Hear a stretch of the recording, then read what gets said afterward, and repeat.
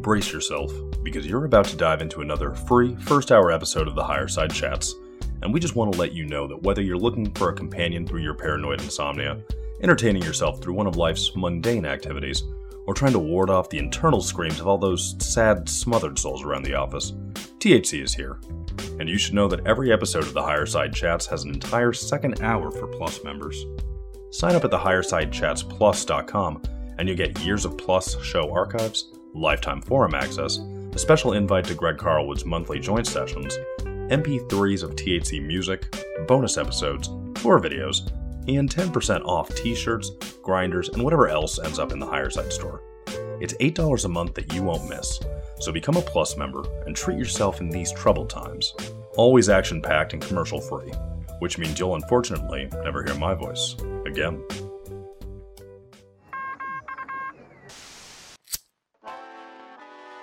In the 1930s, President Franklin Delano Roosevelt addressed the nation through a series of radio broadcasts known as the Fireside Chats.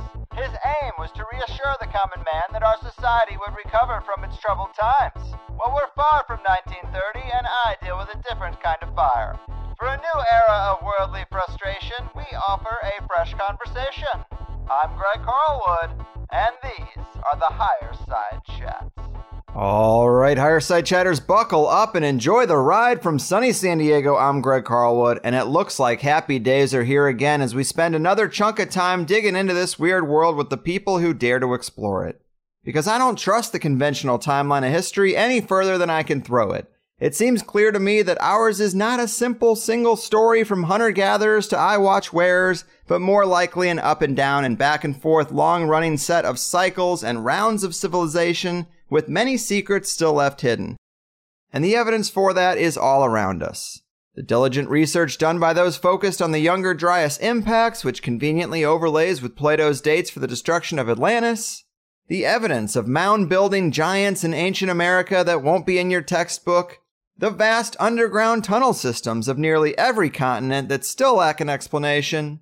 And the stories from indigenous cultures that involve watchers, teachers, and all kinds of creatures that might have also played a part in the human saga, maybe even some who kicked it off. There's clearly no shortage of ways to wade into the weirdness, but one of the most interesting is the exploration of ancient sites, and more specifically, the remnants of pyramids that at this point seem to span the globe. Egypt, China, Mexico, Armenia, and some will even tell you Antarctica, the moon, and even Mars should be included in the pyramid list. However, one of the most controversial of these pyramid places is the complex that's been creating buzz in Bosnia. And if what the mainstream claims are just large hills actually turn out to be another set in what might have been the work of a worldwide culture of pyramid builders, then they would be the first found in Europe and in many ways some of the most impressive. Well, folks, today we're talking to a fella by the name of Jock Doubleday who found out about these Bosnian pyramid claims in 2011 and was so compelled that he's taken several trips to explore and document the findings, much of which can be found on his YouTube channel, Bosnian Pyramids, and his website, An American in Bosnia. Since 2011, he can now say he spent 23 months living and working in the Bosnian Pyramid Complex, and I'm really glad we have him here to set the record straight. The ancient mystery pursuer, Bosnian Pyramid promoter, and fellow Hollow Earth enthusiast, Jock Doubleday, welcome to the Higher Side. It's a pleasure to be here. Yeah, man, this is going to be a lot of fun. Thanks for doing it. You originally wrote me as someone who's heard THC before, and you gave me a lot of information about this Bosnian Pyramid Complex, as well as other complexes you've been exploring in Texas. I'm sure we'll get to that. But let's start with the Bosnian Pyramids. I'm sure some people are hearing about this for the first time, and I'm sure others are like me and thinking, well, this is very cool, not hard for me to accept. But these ancient pyramids seem to be everywhere. What's so special about this set in Bosnia? So, what can you tell us to help us understand their exceptional uniqueness and how they came to be discovered? Well, let's see. First, I'd like to just introduce myself by saying that I'm someone who doesn't know anything. And I really mean that. I'm a guy who did field research with a video camera for 23 months in the Bosnian Pyramid Complex. I lived in the little village of Visoko for 16 months in 2014 to 2015 as official videographer for the archaeological park Bosnian Pyramid of the Sun Foundation. and then another 3 months as official videographer in 2017. So I would wake up every day in the Pyramid Complex, and the discoverer of the Pyramid Complex, Dr. Semir Osmanagic, was rarely in town to sort of micromanage me. And even if he was in town, he still wasn't micromanaging me because he had lots of things to do. He has 30 employees working for him in the Bosnian Pyramid Complex. He has lots and lots of stuff going on. He's got tens of thousands or more tourists every year coming in to manage, and, volunteer programs. So every year, 6 continents worth of volunteers come in for 2-week shifts to help dig. And so he's got lots to do. I was basically free to do what I wanted. Occasionally he'd say, hey, come and make a certain video for a certain reason. Oh, there's some scientists coming in, go film their work, interview them. He'd give me specific things to do. But generally I was free to do what I wanted, and I would just go walk around and see what was happening. So I have original field research. I have evidence on video and photos. I can't tell you what it shows. I have my own opinions. I don't know anything. You can decide what you think. Watch the videos, look at the articles, look at the photos. You can make your own decision, and you can have your opinion, and we'll all have our opinions. The global mind will make its choices. Mm-hmm. Well said. And I've seen a lot of those photos and videos. And of course, I know nothing about analyzing rock or ancient structures, but I do see several things that look artificial, and that's basically where I'm left. I can't really say one way or the other, but my intuition says something's up for sure. And the mainstream says this is completely natural formation, nothing special about it. And of course, we're going to get into all the reasons to doubt that claim. But I did want to kind of ask you just about your overall views of the ancient past, as opposed to the boring mainstream story. Beyond just the Bosnian pyramids, what does the human story look like to you? Why the big cover-up? I think cover-up is the key. It's not just a boring story. It's like a blanket that's been thrown over us. Well, I guess the Matrix comes to mind. I think it was the veil that's been thrown over our eyes. So it's purposely... It's a deceptive narrative. Yeah, it's darkening our vision. It's dimming our vision. It's like the chemtrails that are dimming, like a solar dimming program. It's dimming our perception purposely and diabolically. I mean, I hate to go negative, but this is the case. And so it's like, we're going to bore you in school for 12 years. You're going to sit in a chair for 12 years, be purposely and diabolically bored and made to feel that knowledge is something that is associated with humiliation, because if you don't get as good a grade as somebody else, or if you answer wrong, you're humiliated. It's always about humiliating the student, and the teacher knows everything and you know nothing. And so knowledge and humiliation are completely tied, so that when you go out into the world, after 12 years of that, you go out into the world, if someone tries to teach you something, you go, oh, he's trying to humiliate me. And then you react in a defensive way. And so anybody with knowledge that actually breaks free from the paradigm, the boring, controlled, diabolical paradigm, who wants to be a teacher and to help people also break free, then is looked on as someone to be feared, because everyone thinks, oh, he's trying to humiliate me with this knowledge. And so it's a genius system. It's satanical, is what it is. Well said, man. And I pulled a quote from your site that I do think gives people another bit of context for where your head's at when it comes to controlling history and education. Here you say, Cambridge University is a Rothschild stronghold. Most of the Rothschilds attended Cambridge, and they give generously to the university, if monsters could be generous. The Rothschilds don't even bother to try to hide the connection of the major publisher University Science Books Press to the Rothschild-created CIA.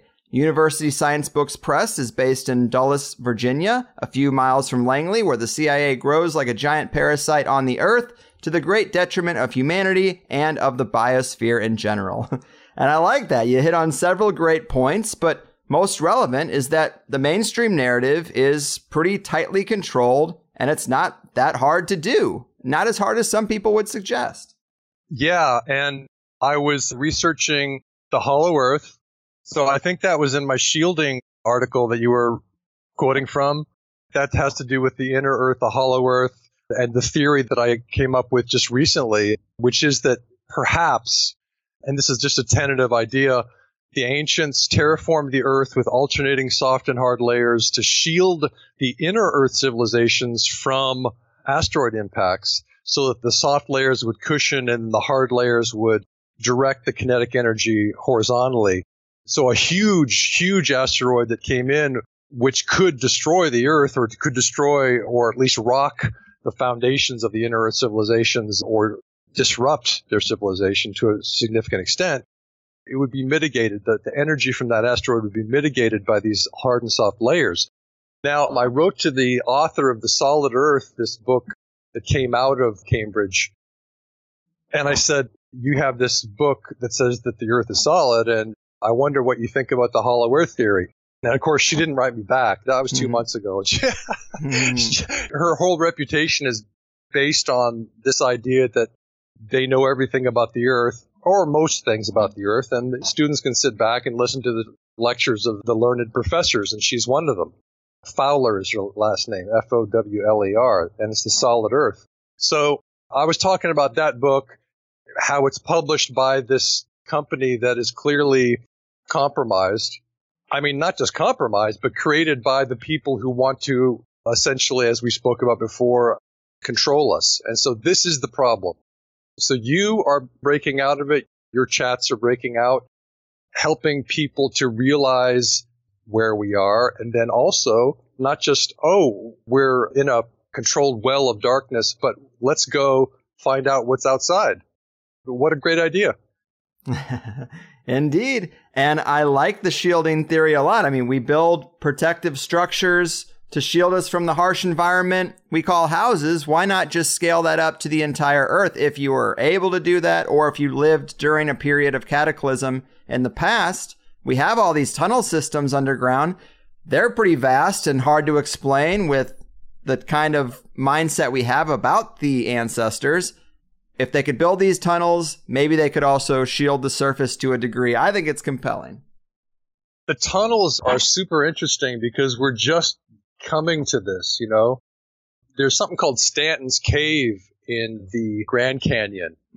This is what the orthodoxy has called this tunnel.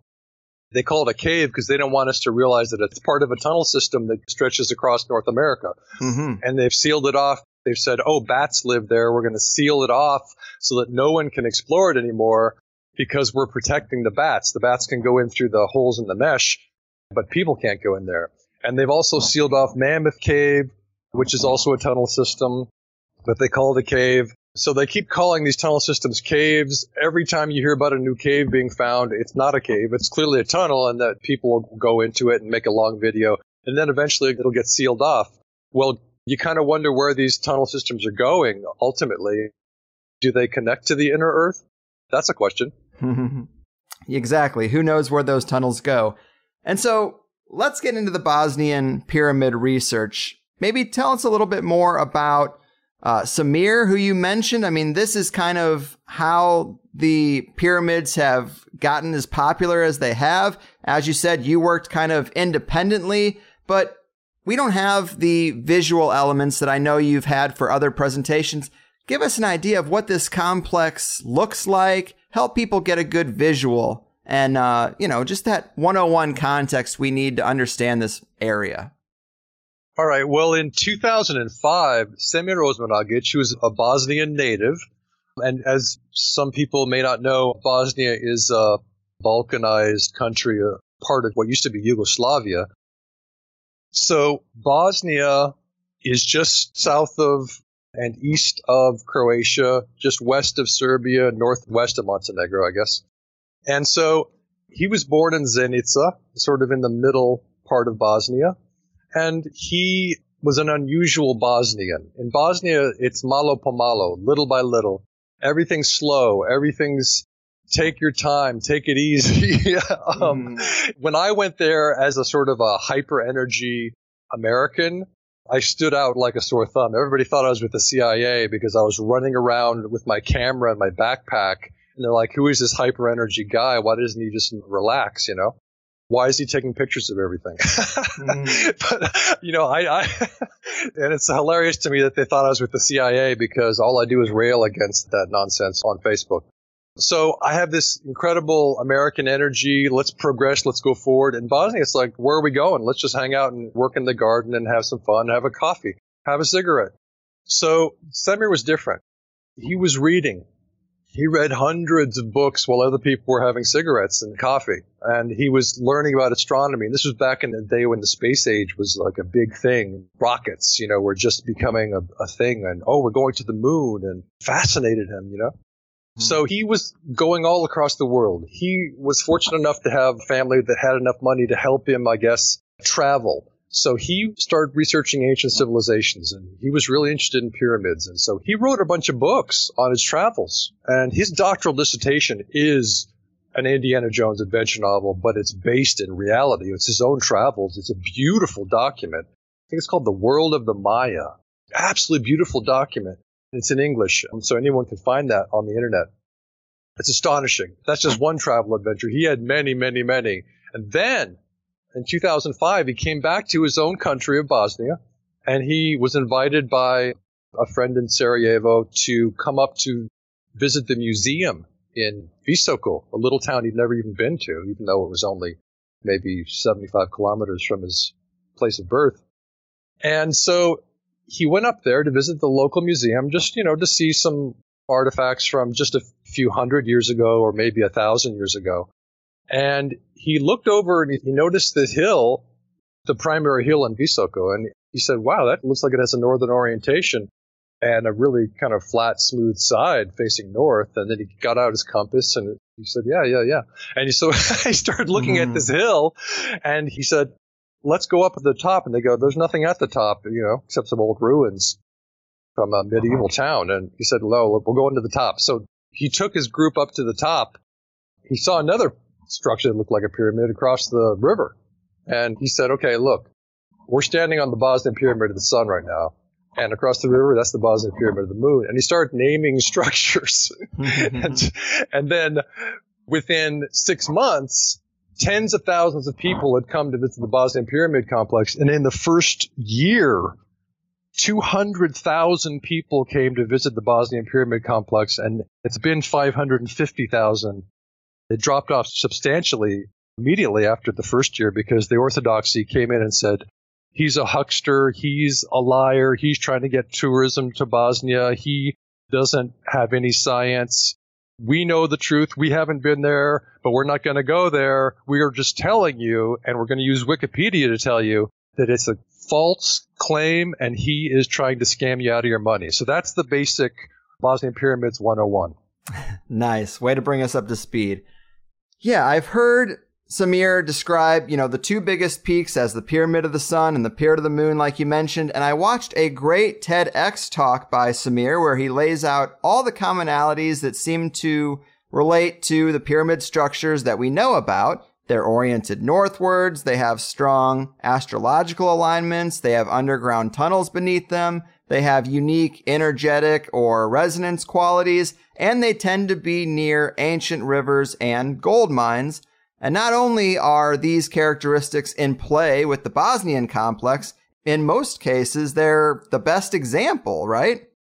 They're the best example of checking these boxes. For example, northern orientation. The best example we have is the Great Pyramid of Giza at 0 degrees, 2 minutes. So it's like slightly off. But the Bosnian Pyramid of the Sun is 0 degrees, 0 minutes, and 12 seconds, which is actually even closer to a true north orientation. And when you factor in those elements like tunnel systems underneath, apparently the radar shows them to be deeper and longer at the Bosnian complex than most other places. And so these little boxes we can check when it comes to ancient pyramids, they can be boldly marked for this complex apparently because these characteristics aren't subtle there. They're quite obvious, according to Samir at least.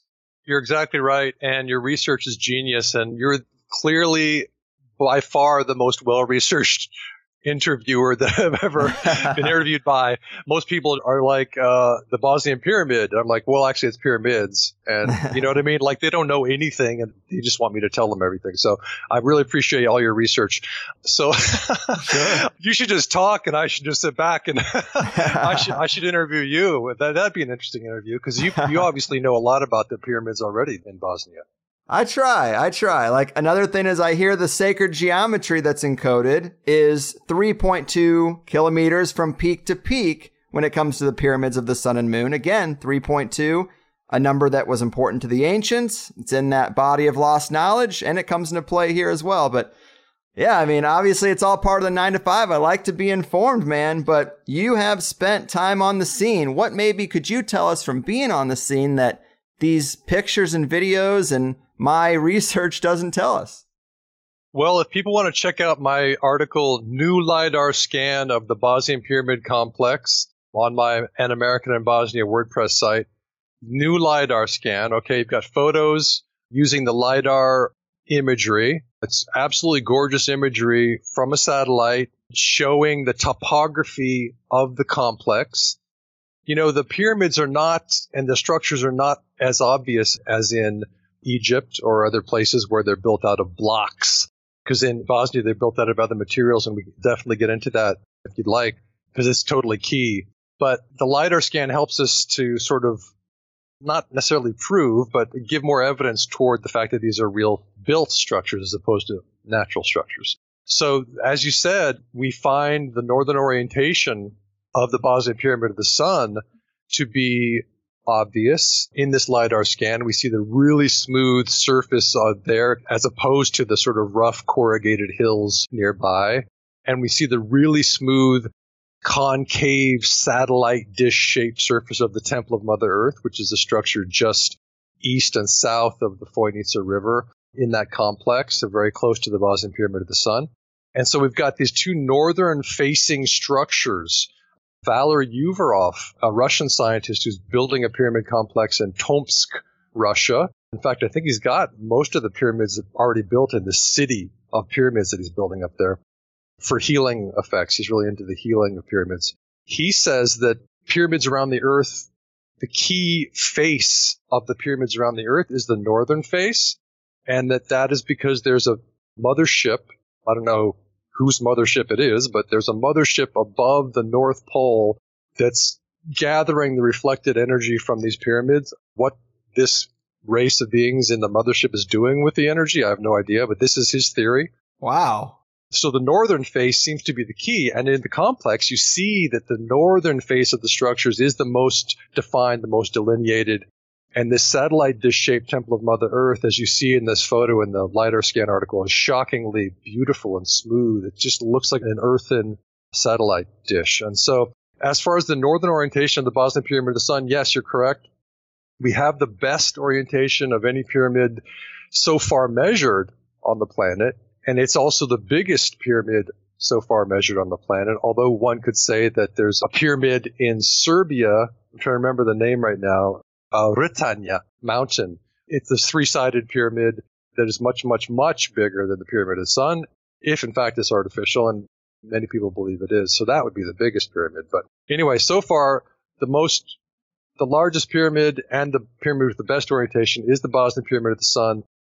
It has a 0 degrees, 0 minutes, 12 seconds error. So it's so close that it's only 12 seconds away. The Great Pyramid is 12.33 times less precise than the Bosnian Pyramid of the Sun. So the Great Pyramid is 2 degrees, 28 minutes, 0 seconds off of perfect orientation to cosmic north. So this is amazing because people keep talking about the perfect orientation of the Great Pyramid, and it's like, well, it's kind of perfect. But you know what's even more kind of perfect? Bosnian Pyramid of the Sun. So this is documented.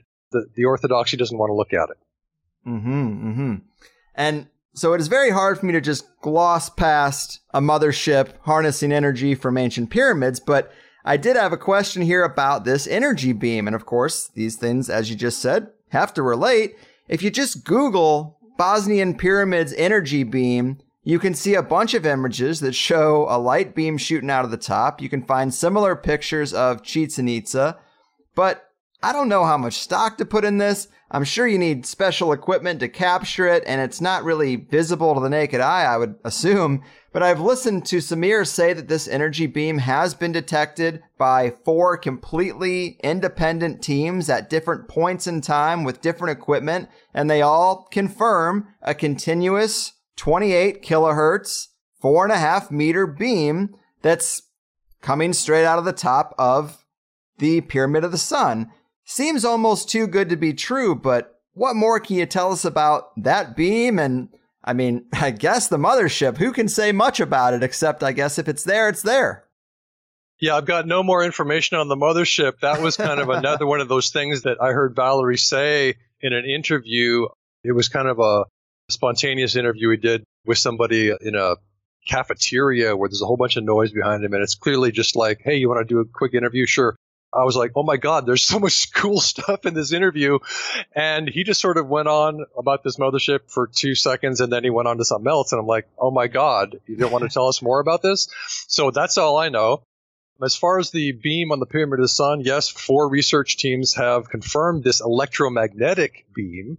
Then in 2017, 2 years or so later than these teams that researched the electromagnetic beam, Goran Marjanovic, who's a Serbian electrical engineer and a Tesla experimenter, he builds Tesla machines to test them out and see what they do. Super smart guy, super nice guy. He's been out to the Bosnian Pyramid Complex many times doing electrical measurements, and he's got many kinds of equipment to measure different sorts of electromagnetic phenomena. He's a guy who came out, he said, you know what? You can't measure scalar phenomena directly yet. We don't have the equipment.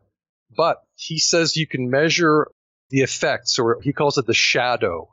So in other words, it's not like you can measure the shadow. The shadow's not really there. It's just the absence of something.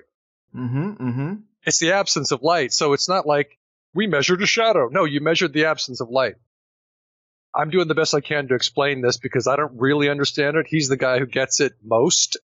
I wrote an article called The Scalar Conundrum. I interviewed him. I asked him all the possible questions I could think of, and I gave his answers in detail. So check out my article, The Scalar Conundrum. It's got all the information and all the links. But I'm just going to give you the overview. Sure. What he did was he took a microlight drone. This is 2017, so it's not that far away. He went to the top of the Bosnian Pyramid of the Sun where the beam had been measured, and you're correct about the size of it, and it's clearly demarcated. At one edge of the beam, suddenly there's no beam, and then suddenly there is the beam. So we have this, what we thought was a columnar beam, right? A beam shaped like a column with energy going in and out, perhaps. In other words, we didn't know for sure if the energy was coming in or going out, or both. We thought, well, maybe it's going in and out, and maybe it's a communication thing, but that was just sort of a vague idea. But then after Goran came, he said, look, what I'm measuring with my microlight drone, when I take all these different measuring equipment devices that I've hung from the drone, and when the drone goes up and down and side to side to measure what the shape of the beam is, what I find is repeating ellipsoids, not a column of energy. So it's like if you looked at a double helix from the side, if you saw a double helix of energy spiraling up from the top of the pyramid, if you could see that, then it would look like ellipsoids joined, because it's not just a column. The idea is that perhaps it's a double helix kind of form, because we have the ellipsoids. We know it's an ellipsoidal thing. It goes narrow, it goes wide, it goes narrow, it goes wide. It's just a few meters. Every few meters it goes wide and narrow again. And he has all the exact measurements. He's got a PDF file in Bosnian and in English on that. So Goran Marjanovic on Facebook. But basically what he said is, look, he and Samir came up with this idea of the cosmic internet. He said, look, what if pyramids around the world and what if pyramids on other planets were communicating with each other? What if we were allowed by cosmic law to communicate across a solar system or across a galaxy or from our galaxy to another galaxy instantaneously with scalar energy? And what if pyramids were being built not just as multi-purpose energy machines doing many different things, like keeping the planet warm during an ice age, because we've seen that pyramids raise the temperature of the soil by 5 degrees Celsius. So there's many different things that pyramids can do. They can light a civilization with their electromagnetic energy that they create, But what if they're also, scalar phenomena, scalar energy, torsion field energy machines that can help us communicate to somebody in another star system?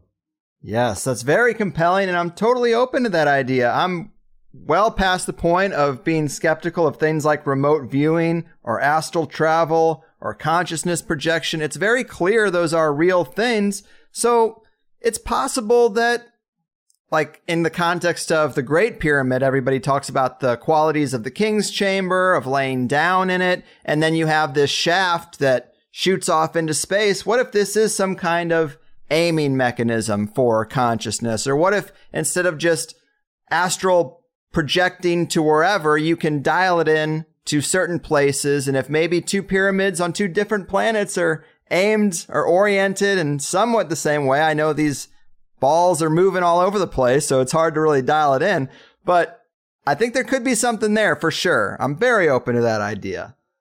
Yeah, and David Wilcock obviously has his insiders who keep corroborating each other's testimonies, talking about interdimensional beings, the obvious and just copious fact of time travel. Everybody's time traveling. Everybody's going through wormholes virtually instantaneously. You can go to Mars by just stepping into an elevator and turning a key, and then you're in Mars. And so it's like our brains are expanding at an exponential rate with the internet, allowing us to hear these insiders' testimonies, and the courage of the insiders inspiring them to come forward in a world where the bankers want to come and suicide you. They have the courage to step forward, and we have the internet to spread it. So we're just like leaping forward in seeing the possibilities of what our world might be. Still, we don't have the truth. We don't know for sure. We just have lots of evidence, tons of evidence, mountains of evidence that the world is not what we thought it was, Indeed. And some out there definitely ramp that up to 11. And I don't know. There are some really wild claims out there, but I definitely think something is in the mix, and it doesn't all amount to nothing. But to get back to the Bosnian Pyramid Complex, your focus has primarily been on the riverbed, or the edges of this river that wind through the complex. You say that your research shows that the ancients built, or at least corralled, this river and built a riverbed that's impervious to water erosion. And this really ties the whole complex together. Can you elaborate on the qualities of the riverbed itself? We're talking about a lot of wild stuff, beams and all kinds of things. What's so exciting about this riverbed? Yeah, let's get down to earth. Let's get foundational. Enough with these beams and stuff. Indeed. Okay, so let's say that you have a love for rocks when you're growing up, and you collect agates, and you're like, wow, that's really cool. And you just love looking at them, and you have a rock collection, and you don't know why you do that. I mean, I did that when I was a kid. I don't know why I collected rocks. I got a rock showcase, and I lined it with black satin to make them look cooler. And I had a rock grinder, and I would polish the rocks for hours and hours and days. I would polish them and show them to people. I don't know why did I do that? Why was I doing that? And so many people are interested in gems and minerals, and they have gem shows, and people are showing their gems to each other. Why are you showing this to me? So I think a lot of people are attracted to earth elements. Yeah. Naturally, it's like part of us. So I'm out there, and all of us are still kids when we're adults. We're still just grown-up kids, really. And what we really want to do is go out and play in the creek, but what we have to do is go work for the bankers. You know what I mean? So we're in a cubicle for 10 hours a day for 5 or 6 days a week, and we want to be out in the creek with our pants rolled up, and we want to be looking for frogs or something. So I got to do that because, like I said, Samir was away, and when the cat's away, the mice will play, right? So my boss was on another continent giving a talk about the Bosnian Pyramids, and I had my video camera. I'd wake up after 5 hours of sleep. Normally I need 8 hours, but in the Bosnian Pyramid Complex, I only needed 5. I'd get up and go, wow, I got energy. And I would just go outside with my video camera and go, what am I going to do today? One day I said, I'm going to go into the river, because I'd been walking around the complex for more than a year every single day.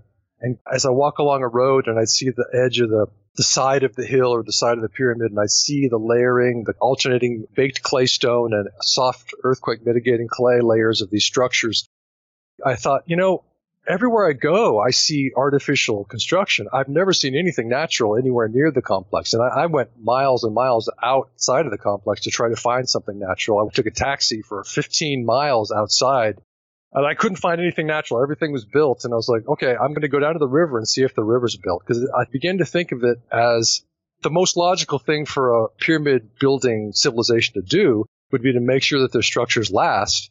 And the best way to do that is to make sure that water does not erode their structures from the side.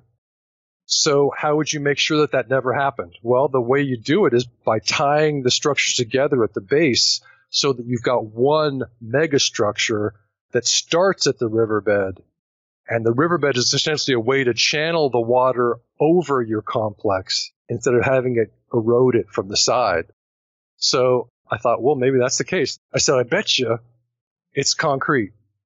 Because there was some concrete on the Pyramid of the Sun that was like covering it.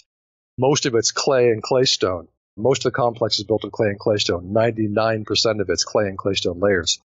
But I thought, you know what? The riverbed's going to be concrete. Just like the LA riverbed, there's this canal through Los Angeles. I mean, you live there, right? San Diego, but I'm up in LA from time to time. And probably San Diego might even have something like that too, where they build a little concrete canal for the water to go through. Yes, out to the ocean. We do have that. Yeah, so I thought, well, maybe it's just like that. And of course, the way we do it is just make a flat bottom and then steep sides, and that's it. That's your canal. And I thought, well, maybe that's what they did. So I went down to the river, took my camera, and made a video. And then I made a whole bunch more videos because immediately I saw that it was not concrete, but it was built. And it was built of baked, adhered claystone layers. So the entire complex in Bosnia is built of baked claystone layers alternating with soft clay layers, but the soft clay layers were missing from the riverbed. And the reason for that presumably was because when the water comes through along the river course, if you have soft earthquake mitigating clay layers, the water's going to wash that out. So you got to have baked claystone layers that are adhered to the next baked claystone layer. So it's all hard. It can't be washed out. It's all concretized. So that's what they did. If we were going to do something like that, we would just go, well, if we're going to make it out of claystone, which is concretized clay, heated clay, why don't we make it flat? Well, they didn't make it flat. They have these layers that are edged and angled in so many different ways it's impossible to even tell you. You have to go look at the video and the photos to see what they did. Why they angled them that way, why they consistently changed the angles, and some are more steep, some are less steep, but they're all against the flow of the river. In other words, it's like they want to create turbulence. And then you go, well, if they're creating turbulence, is that because they want to create vortexes that are creating scalar helixes that rise up? Yes. You know what I mean? Yeah, Schauberger type stuff. Exactly. And I've invited the Schauberger scientists out. For 2 years, I've been emailing them to say, please come out and check out this artificial river. It's just going to be so amazing. Please come out. And they won't reply. I don't know why they're not interested, but it's like, I want those guys to come out to make their own research because we need this kind of research. Indeed. And I've seen those videos you have. Very impressive. You show a lot of interesting features like these half circles and things that look like steps. Like you mentioned, some pieces of rock or clay or concrete that are angled against the flow of the river. It creates like these little pools, these claystone layers that seem to create like a braking system for water flow. Very compelling stuff. And in another interview, someone asked you how they made it, and you said maybe they magicked it up with their tech out of the ether. And hey, I'm definitely a fan of the prospect that with a knowledge of ether and alchemy, you can fine-tune the properties of natural substances and very well might be able to alchemically mix the hardest clay or concrete on the planet, similar to some of those advanced geopolymer perspectives on other megalithic sites. We just don't have a lot of context for that, but it's definitely possible. Yeah, and you got to wonder where the ancients got all the material. That's one of the key questions that nobody asks. Look at the Egyptian pyramids. Now we're getting to the point just now, just in the last few months, to the point where we're saying maybe all these blocks were not quarried but molded. Maybe they were created in situ as concrete blocks, even though they look like they're carved from bedrock. Maybe they were each created, and that's one way you could fit them so perfectly to each other, is if you knew the measurements and the angles you wanted to create first, and then you molded it that way. That makes sense to me. Mm-hmm. The idea that you could quarry blocks and carve them so perfectly to fit next to each other is, to me, literally insane. You would have to be an insane psycho to think that anybody could do that. Literally, the institutional orthodoxy is full of insane people. They're very nice people. That doesn't mean they're not insane. Their theories are crazy because the amount of work that you would have to do with primitive tools, which is what they posit, to create blocks that fit together so perfectly from bedrock, that's just nonsense. And then you have to transport them? I don't think so. So we're getting to the point, a lot of people are saying now, scientists have said, look, we found a hair inside, I think it was the red granite of it. It wasn't the Great Pyramid. It was a pyramid nearby. There was a human hair inside of it. A lot of people are coming to this realization that the ancients needed to have material, I don't know where they got it, to create concretized blocks. Just like we would today. We go find material and we make blocks out of the material, and then we build our structures. Or we pour cement. We pour it into molds, and that's our foundation. So I think that's basically what they were doing. But where did they get the material? Now, Semir Osmanagic in the Bosnian Pyramid Complex, he has said for years that the place that the ancients got the clay to build all these structures was Osiela Hill, which is directly east of the Bosnian Pyramid of the Sun. And if you look at a map of the Visoko, you can see Osiela Hill there on the right. It's a very steep, tall hill right along the riverbed there. Now, I went to explore this hill. It happens to have been involved in the war 20-something years ago, and so there were snipers on that hill. They had put landmines along the hill, so a lot of people don't go anywhere near Osiela Hill because they say the landmines, which are plastic and super hard to find by satellite, super hard to detect by any means, really, so far, although a Dutch company did come along and say they had the ability to find these landmines, so hopefully we'll be able to get those out of there. But those landmines still exist, and they come out in the rain and they roll down the hill, and no one knows where exactly they are. So no one goes on Osiela Hill. But I was like, you know what? Here I am. I got time, and I'm not worried about landmines because I'm crazy too. The Orthodoxy is crazy, and I'm crazy too. So I'm crazy enough to go research Osiela Hill because I want to know what it is. Is it a clay quarry or not? Yeah. So I went there, and I sort of gingerly went up the slope, and I found immediately that it wasn't a clay quarry. It was full of textured, concretized clay blocks, clearly a built structure, and then you see the alternating soft earthquake mitigating clay and the hard baked clay stones, and not just that, but inclined baked clay stones. In other words, they inclined their stones into the structure for structural strength. So the weight of all these clay stone layers was leaning into the hills. They weren't just level, they're leaning in and just super strong. So when you see that, you go, oh, they built this hill, but then where did they get the clay? So this is I've been talking for 10 minutes, and really my question has always been, I'm trying to come around to this, where did they get the material? There's so many structures, and they're huge. So how did they make this material, or where did they dig it up from? But we don't even know how deep the building goes. So in other words, the riverbed could be 100 meters deep and built in its artifice, or it could be only, say, 5 meters deep. We don't know. But what if it's 50 meters deep? Where'd they get that much clay to make a riverbed that's 50 meters deep and tens of kilometers long? I mean, that's a lot of material.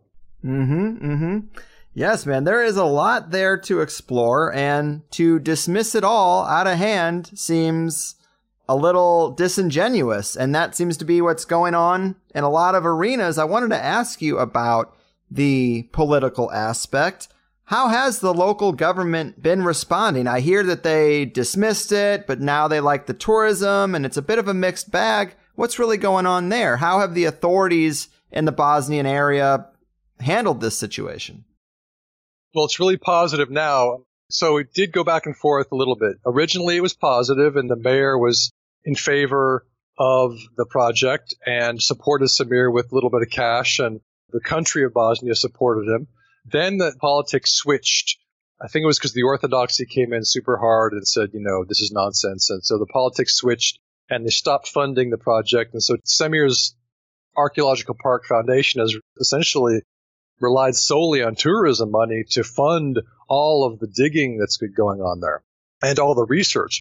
A lot of scientific research, a lot of lab tests, super expensive. Tourist money has been the key. Then, just recently, the mayor of Visoko, who had been adamantly against the project, switched. I think it's because Samir didn't fight her. He just sort of said, she has her view. We'll just deal with this road to Ravne Tunnel. The road was just breaking apart, and the city wasn't fixing it because they were like, screw them and the tourists who don't spend money in town. They take a bus up to the souvenir stands at Ravne and they spend money for the foundation, but we don't get any of the money. So in other words, the city was thinking, we don't get money from all your tourists, which of course wasn't the case because all the hotels got money, the taxi drivers got money, the taxi drivers have families that live in Visoko. In other words, the money was getting spread out. It's just that the city wasn't admitting it. And so they weren't fixing the roads. They weren't helping Samir. Now they are. They built a new road just last year to help get buses up there in a safe way because the road was falling apart. I mean, it was really, really bad.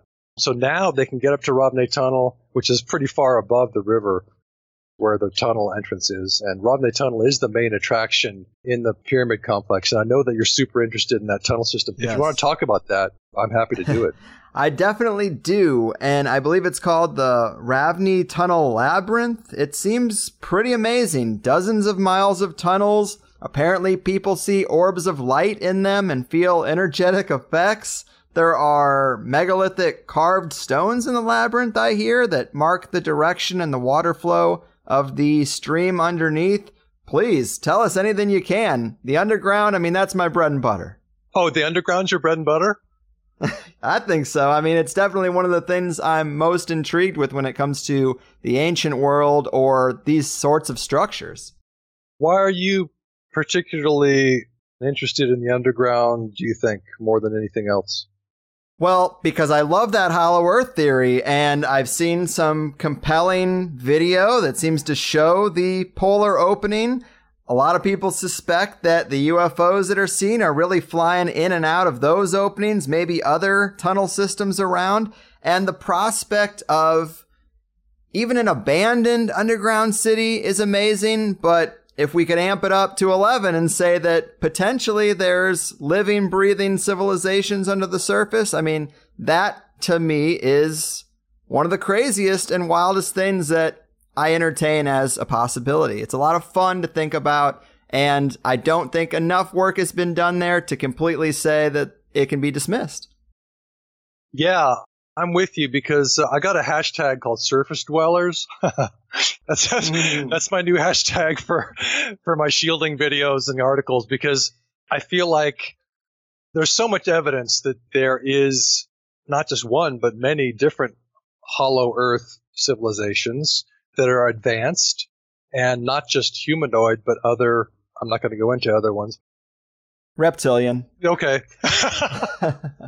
and it's not like they're all like living in a big fun one area inside the earth. Clearly the insiders information that we have tells us that the reptilians have their own caverns that are only a few hundred meters down in certain areas. And then there's these fully deep inside the earth in the center. Then you have the Anshar, which is presumably what David Wilcock calls humanity from the future, who time traveled back and is protecting the optimal timeline, as he calls it, or as they call it. So the Anshar are basically us from the future, a highly evolved race that's protecting their ancestors, which is us. And so it's kind of a really cool idea. If it's true, I just absolutely am so happy to hear it. I'm just really happy that there's someone out there who cares because it's clearly in a world run by bankers up here on the surface, nobody gives a damn. they're setting up a system that gets us to compete with each other, hate each other, divide and conquer each other. And it's like, oh my God, who we're going to go to war with next is pretty much the surface dweller idea, you know? Mm-hmm. Mm-hmm. Who are we going to hate next? Oh, our neighbor? Let's hate our neighbor. Oh, we got to have a religion to say love our neighbor? Why do we need a religion to say love our neighbor? Why is it that we want to hate everybody up here on the surface? Well, you kind of wonder what it would be like to live in a civilization, perhaps there is one in the inner earth, where people don't hate each other, where they're just like getting along. Some of what I've heard is that music is really, really important to the Anshar race that lives inside the earth. And you got to wonder what it would be like to live in a world where you get up every morning and people are thinking of what the next best song is or how to harmonize better, instead of who am I going to hate? How am I going to make enough money to survive and pay my rent to a landlord that I don't like, you know? Indeed, indeed. That prospect does sound appealing. Maybe we should trek down that Ravni Tunnel labyrinth and knock on the door. Well, that's the thing. There's a researcher from Italy, Nenad Djurdjevic, who believes that Ravni Tunnel does lead to the inner earth. Now, there's no evidence for that I found. And I've been in there 200 times making videos, and that's not an exaggeration, because part of my job was to make videos of the volunteers who worked in there and to check out the new science, and there'd always be some new excavation, so I'd always be in there making videos. All of those tunnels, first of all, I got to explain that there's so much information about Ravni Tunnel, it's impossible to get it all into this podcast, but the key to this tunnel system, it's a prehistoric tunnel system. It was built in prehistoric times, presumably at the time that the Bosnian Pyramid Complex was built. Then it was filled in, an estimated 4,600 years ago. And the reason we know it was probably 4,600 years ago is that we found some organic material inside of a dry stack wall inside the tunnel system, which gives us an idea that that's when someone came in and filled it in, because the dry stack walls are part of the fill-in process. And you're like, well, what does that all mean? Well, what it means is that probably 34,000 years ago, when the pyramid complex is estimated to have been built, this tunnel system was built for unknown reasons. We don't know why there's a tunnel system there. It's way above the river, by the way. It's really, really far. So it's not like near the river like most tunnel systems are. So why is it so far above the river, first of all? Why is there a tunnel system that's a labyrinth in there? It's not like, oh, let's go from A to B with this tunnel and we'll hide out here from some enemy. No, it's like this incredible winding labyrinth of tunnels that are basically human height, but then, you know, you got to squat down in the beginning, and then it goes up and down, up and down, and up and down. And by the way, that up and down ceiling is an engineered ceiling that gives the ability to bring air into the tunnel because it's a low pressure, high pressure ceiling. So in other words, there's low pressure areas, which are the higher ceiling, and then the lower ceiling compresses the air, and then the higher ceiling decompresses the air. So the air moves by itself without a fan inside the tunnel and continually rejuvenates it with oxygen from outside, which is unlike any modern tunnel where you need a fan to push air in. And the further you go into the tunnel, the less air you have, even if there's a fan blowing the air in. And pretty soon you can't breathe. Once you're way down into the tunnel, you can't breathe because there's no oxygen. That's modern times. Well, the ancients knew more. There's no entrance and exit. There's only one entrance. So the entrance is the exit in Ravni Tunnel Labyrinth. So the only way to get air into the tunnel is from the entrance. One entrance. And it's a really small area. Well, how'd they do it? How do you get 500 meters into a tunnel labyrinth and still be able to breathe? In fact, how can there be even more oxygen, which is what they've measured? How can the concentration of oxygen be even higher, deeper into the tunnel? And you're like, this is amazing. Ancients really knew something. Clearly, I'm just rambling right now, so you should get me back on track to what you want to ask me, because there's just way too much information, you know? Well, it's all fascinating stuff, man, and I could just listen to it all day. And I did want to spend some time on this megastructure in Texas before we hit the finish line. Apparently, there is a pyramid there, too. And I have had Josh Reeves talk in depth about the rock wall in Rockwall, Texas, and it seems to be a mixture with crystals and things in it, similar to other artifacts from the ancient past where we talked about the mixing of these materials in a way that they have properties that defy logic today. I don't know how close what you found is to Rockwall, Texas or anything, but can you tell us any more about this or the pyramid there? I know it's probably early to say a lot, but is there anything else to add? Well, I'm not sure how far away Rockwall, Texas is, but I've done a little bit of research into that as well, and it's absolutely amazing what they found beneath the soil there. It's just such an ancient, massively built, rectangular structure, and you're like, why would they build a rectangular rock wall that's so huge? What's the point of it? I mean, it's like, let's say that today we said, let's build a rectangle wall. And people would be like, what for? Well, why in God's name would you do that? Why did the ancients do that? Well, they've got walls all over the world, and the Orthodoxy always tells us that there remains of fortresses, but you don't find the fortresses. All you find are the walls. And then you go, wait a second, these walls are all built of stones or, let's say, concretized, molded concrete blocks, whatever you want to say, either way, that are literally set perfectly next to each other always. They're never just sort of cobbled together. So they're set next to each other, and you think to yourself, what if they're conductive mechanisms? Right. What if they're created to conduct energy? So these walls might not be a fortress to protect you from an invading horde at all. Maybe they're literally mitigating or conducting or amplifying energy from the earth or something like that, probably earth energy.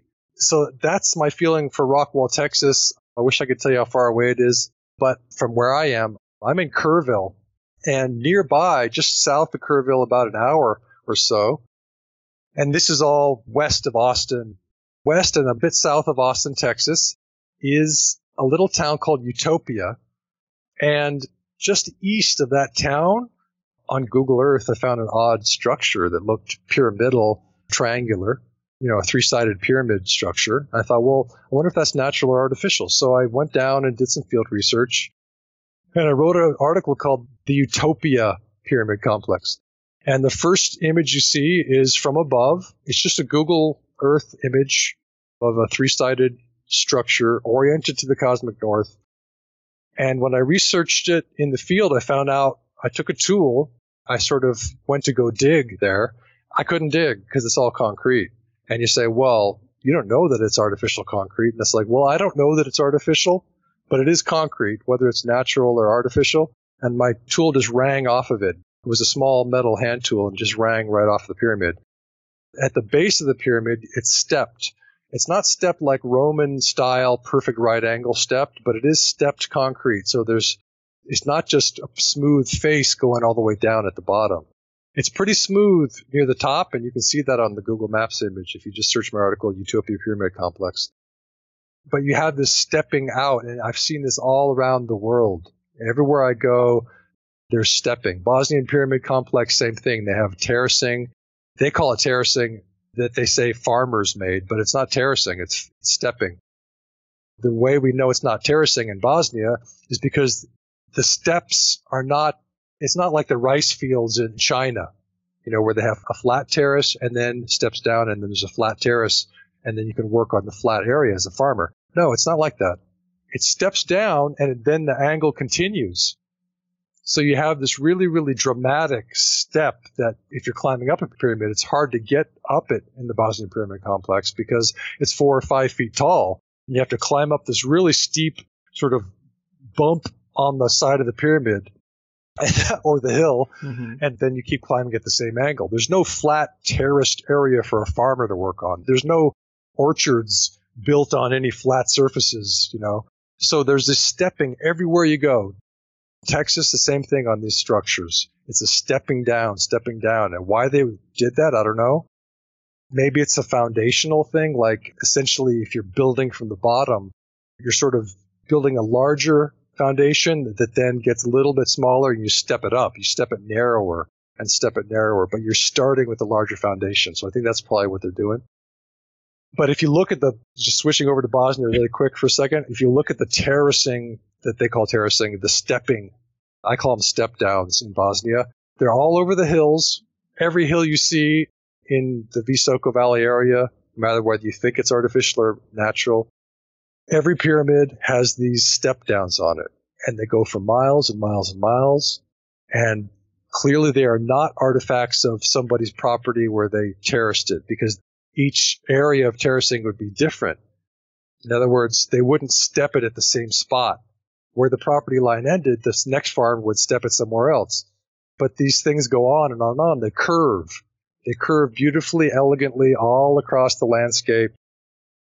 Then there's another one, another 30 meters up the hill, then another one 30 meters up the hill. And so the entire landscape is terraformed with these step downs. And it's the same thing in Texas with this pyramid complex. I found 3 structures. I call them scalar antenna number 1, 2, and 3. Instead of calling them the Utopian Pyramid or the Texan Pyramid of the Sun or something, I called it the scalar antenna number 1 because everybody's calling it the Pyramid of the Sun. I got to do something different, you know? Yes. But someone else who comes along can call it what they want. I don't care. I don't have to be the guy that names it. I'm just saying, check this out. This is weird. I live near here. Here's a thing that looks like a pyramid. And then I'm just going to go on to the next thing because I don't want to be the guy who stands at the gate and gets $3 per tourist to show you a pyramid that may or may not be a pyramid. I just don't care about that. What I want to do is push the scientific envelope forward with evidence. Here's some evidence, and maybe it's a pyramid, maybe it's not. Anybody can decide, you know? Man, the world is full of mysterious things. And that pretty much brings us to the finish line. We really went for it today. You know, I love those details on this Bosnian Pyramid Complex, and anyone who's a friend of the Hollow Earth is a friend of mine. Before I cut you loose, remind the people where they can follow up on your work and maybe see more videos and images of the things we talked about today. We got to have a Hollow Earth party somewhere.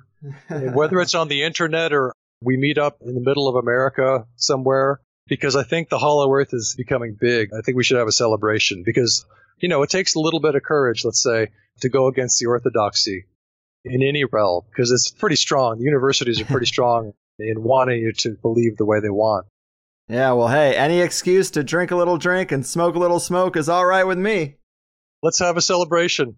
It could be a virtual meeting, but I think we should celebrate this idea because it's a wonderful idea that planets could be homes instead of landscapes where you had to scrape out an existence on the surface. But instead, the idea that the mass of the Earth could be your safe walls to keep you safe from all the cosmic rays, to keep you safe from people who might want to come and war against you, and to keep you safe from asteroids. And what a great idea. It makes a lot of sense. I think we should celebrate that idea. So people can find more information on my An American in Bosnia WordPress site. And then I got the Bosnian Pyramids YouTube channel, which I made as a backup channel for Samir's official channel, which is Bosnian Pyramids TV. So those are both good places to find information. What else? Oh, I'm writing a couple books. One's called Who Terraformed the Earth. But the main book, the primary one that I'm working on, I want to get out first, is called Who Built the Earth? Because I think there's a lot of evidence, geophysical evidence, astrophysical evidence, that the Earth and that probably other planets were built too, that they didn't just form, as academia tells us. They say that they gravitationally accreted, that the dust particles are like, hey, I'm so heavy and you're so heavy, even though you're just a micron across, and we're going to gravitationally accrete in the vast void of space. Really? Are you? So Wallace Thornhill from the Electric Universe model of the universe says that this gravitational accretion theory is nonsense. Mm-hmm. And if we discard that theory, then how in God's name did planets form from dust and gas? Well, they didn't form, so someone had to build them. So that's my next book. It's called Who Built the Earth? That's coming out whenever I can get it done. So I'm really excited about that. And I do have a little website called Who Built the Earth WordPress site, and it's got the chapter titles, and I've got the research mostly done. I just have to get time to write it. And I'm just really excited about so many subjects. I'm excited to talk to you. You've got a great audience. I mean, I had no idea until we talked earlier before the show that you had such a large audience. I'm really impressed, and I'm honored to be on your show. Ah, thanks, man. And I'm excited for that book to come out. You're going to blow the case wide open. Of course, you know, I can include a couple images with the show notes if you'd be so kind as to shoot me over some good ones. But that pretty much does it for us. Thanks again for your time and all the work you're doing. Take care out there. Thank you, Greg. You got it. And boom goes the dynamite. I really like when we do something that nobody sees coming. And I can tell you, I really didn't know a damn thing about the Bosnian Pyramid Complex before preparing for this show. And as much as you'll read out there about it being one big hoax, it seems like there are 10 or so fairly big points that a person would have to write off entirely to make the case that this is all natural. I don't think Jock would have gone back so many times and uprooted his life if he went there and didn't see something. And the underground parts are obviously the most interesting to me, which really didn't get cracking until the second hour because there's just so much introductory context to set up before we could really get into that. And the time really did just fly by. I never want it to be super obvious, but I really do put a lot of thought and consideration into where to cut the first and second hours of all these episodes. And I usually end up giving free listeners an extra 10 minutes sometimes, just trying to find the right split where the guest gets to fully make their point before I chop it. Obviously, between question and answer, we know that can sometimes be 15, 20 minutes. And this week, like I said, I wanted more tunnel details in the first half, but this is the nature of conversation. And like Happy Gilmore, we just got to play it where it lies. I will say the most fun guests are often the ones who speak boldly, and Jock had no problem doing that. And I know the energy beam claims are way out there, but listen to Samir talk about it sometime. He's got several different presentations you can find on YouTube, Bosnian Pyramids, and the name Samir, S-E-M-I-R, will take you there.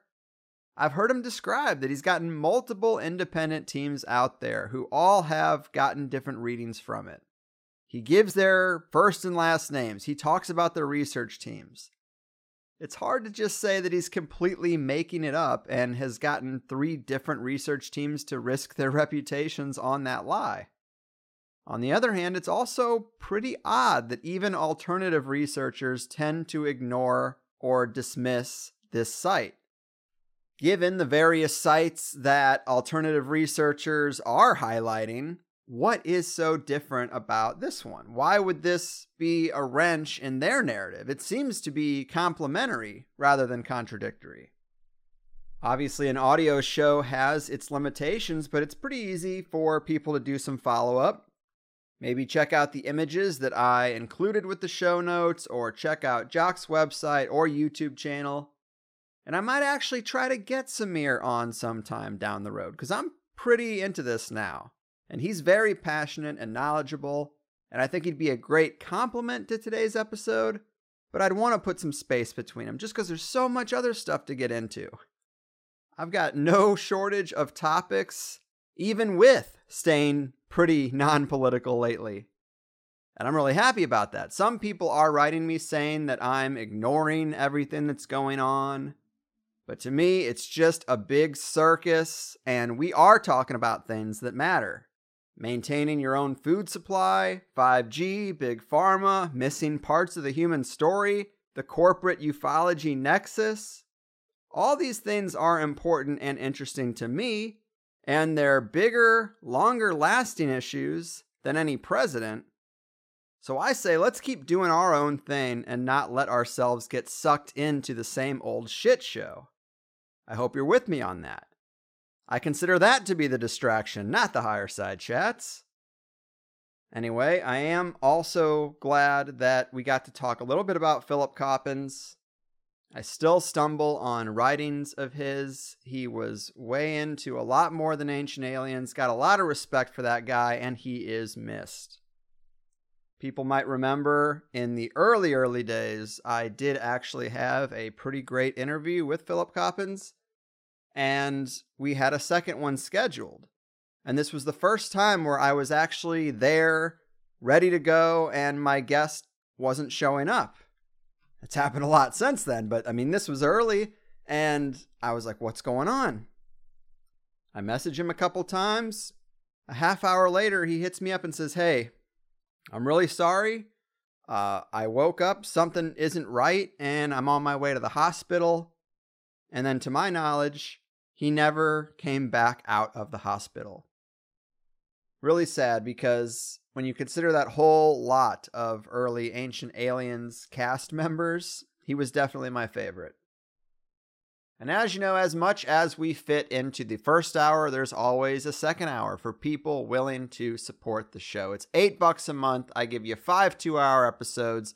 We keep it action-packed and commercial-free.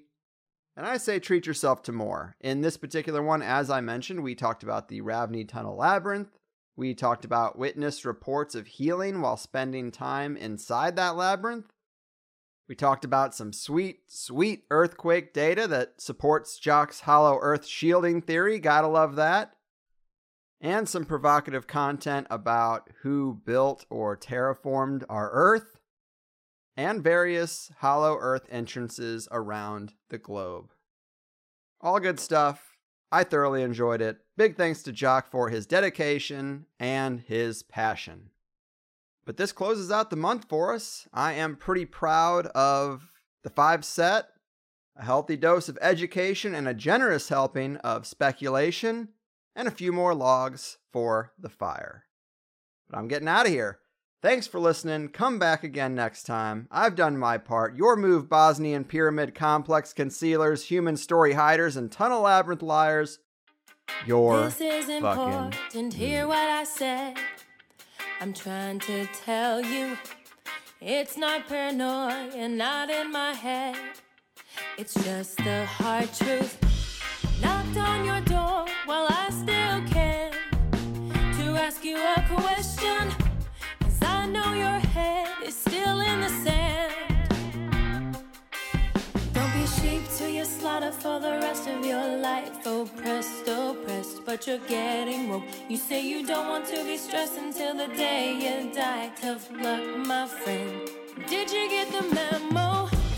Can't you see that we're so screwed? Don't you know we're our kung food? Can't you just admit we're screwed? I'm gonna tell you this anyway. It's a scary dark world, scarier every day. Scary dark world, no matter what you say. Scary dark world, don't think we'll be okay. Can't you see that we're so screwed?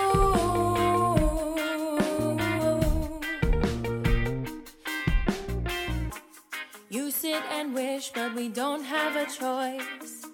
It seems we're stuck here, but you can find gnosis, drown out the noise. Now use that altar and up your magic game and listen to THC. You know you go with the entities. If you ever see the UFO, don't be sheep to your slaughter for the rest of your life. Oppressed, but you're getting woke. You say you don't want to be stressed until the day you die. Tough luck, my friend. Did you get the memo? Can't you say that we're so screwed? Don't you know we're our kung food? Can't you just admit we're screwed? I'm gonna tell you this anyway. It's a scary dark world, scarier every day. Scary dark world, no matter what you say. Scary dark world, don't think we'll be okay. Can't you see that we're so screwed,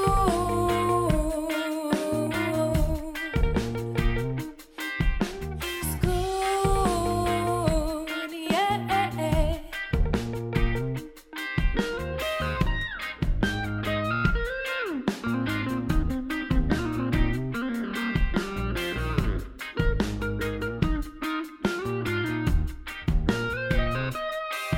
Don't be sheep to your slaughter for the rest of your life. Oppressed, but you're getting woke. You say you don't want to be stressed until the day you die. Tough luck, my friend. Did you get the memo? Can't you say that we're